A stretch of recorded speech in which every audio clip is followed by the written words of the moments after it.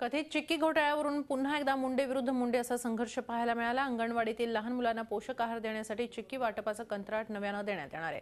त्याबाबत विधान परिषदेचे सभापती रामराजे नाईक निंबाळकर यांनी बैठक बोलावली होती। या बैठकीतच महिला व बाल कल्याण मंत्री पंकजा मुंडे आणि विरोधी पक्षनेते धनंजय मुंडे या भावा बहिणीमध्ये जोरदार शाब्दिक चकमक झडली।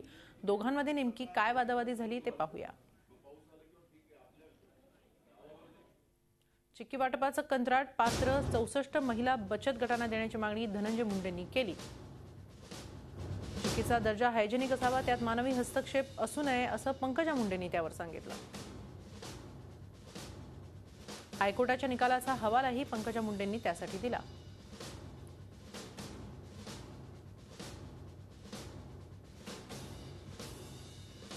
तर सूर्यकांताला कंत्राट देताना कोर्टाच्या निर्देशाची आठवण झाली नाही का असा सवाल धनंजय मुंडेंनी केला।